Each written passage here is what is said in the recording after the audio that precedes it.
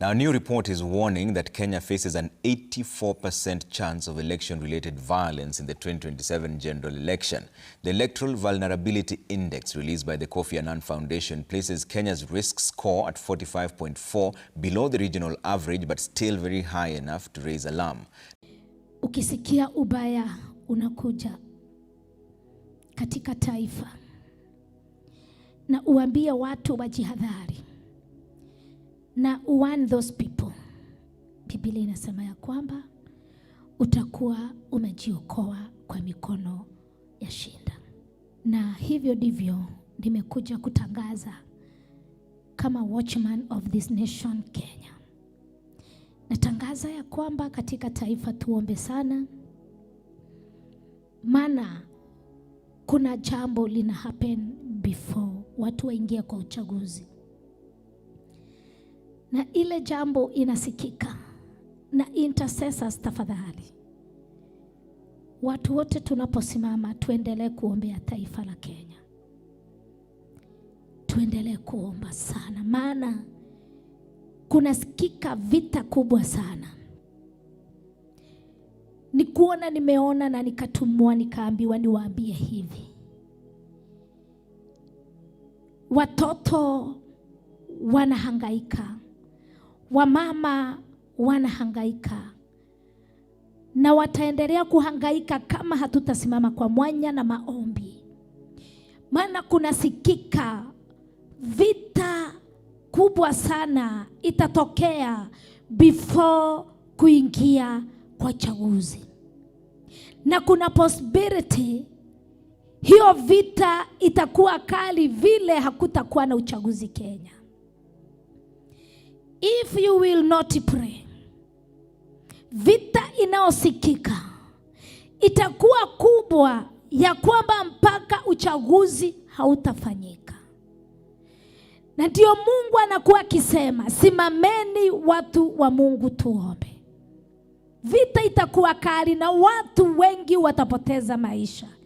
Vijana wengi wanatumika kwa hii vita. Jambo moja ningetaka kuambia ni kwamba vijana wale wote mnaoitwa, msikubali furugu katika jina la Yesu Kristo. Kitu ningitangaza tena, wale watu tuko serikalini na wasihi katika jina la Yesu, wacha tuhurumia taifa letu. Tukiangamia mtatawala nani? Na waomba tujaribu kuweka amani kwa mipaka yote, maana vita itakuwa kwa kila kaunti. Na ninaona vita itajigawa vikundi vitatu, na katika hizo vikundi hazitakuwa na kusikizana.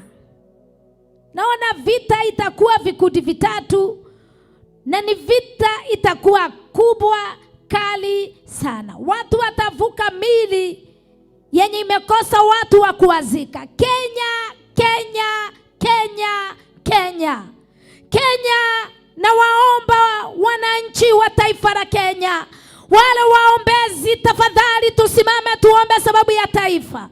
Maana mahali tunaenda mahali kuna tangazo hakuna kutoka nje. Mahali kuna tangazo hakuna kwenda wapi ama wapi. Mahali mipaka inawekwa hakuna kuvuka this county to another county. Mahali kutakuwa mkitangaziwa ikifika masaa fulani hakuna mtu anatakikana kuonekana nje. Kenya tunarudi kama ukoloni tusipoomba, wapendwa. Simameni tuombe sababu ya taifa la Kenya, maana mahali tunaenda Kenya tusipoomba watu wa Mungu, Kenya tunaenda kwa hatari baya.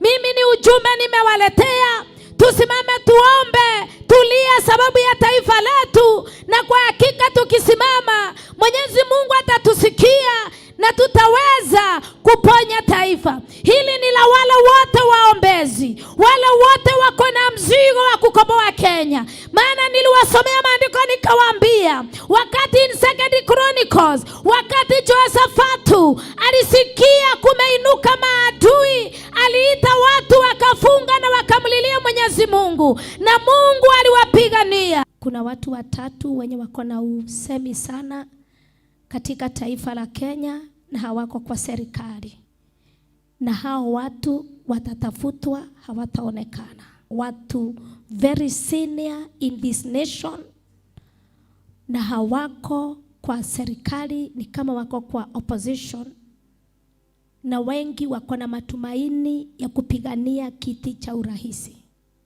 Haleluya.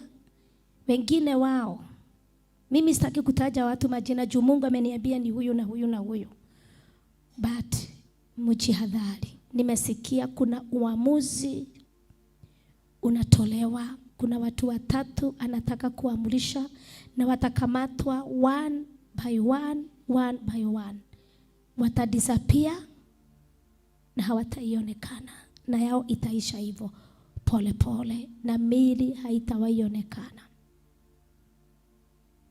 Kuna wale mili itatupwa, na kuna yule mmoja mwili hautapatikana. Watu 3, tuombe sana. Na nilikuwa nasikia hivi, wakati hiyo mambo yatatendeka, ndio utakuwa mwanzo wa kuleta furugu katika taifa la Kenya. Juu watu wa hizo familia na followers of those people wataanza kutokea, na hapo ndio vita, kutakuwa na vita hapa Kenya, kutatangazwa state of emergency, na itawapeleka mpaka mahali uchaguzi unatakikana, na kutoka hapo hakutafanyika uchaguzi. Wapendwa, let us continue to pray. Let us continue to pray for our nation. Ndio Mungu tu akatupatia amani. Juzi ile kitu niliona sana, na ndio nimekuwa na kilio even on Thursday na on Tuesday, yale maombi ya Zoom, nilikuwa nasikia niko na kilio sana ya watoto. Kuna wakati nilisikia tu nikikaa ninasikia kilio cha watoto, na wakati nasemanga watoto sio watoto wadogo, ni youth from 18 years kuendelea. Kumekuwa na kilio na mahangaiko kwa hawa watoto. Hawa watoto wanalika, wanaumia sana, tena zaidi wanaumia sana. Na wakati ule nilikuwa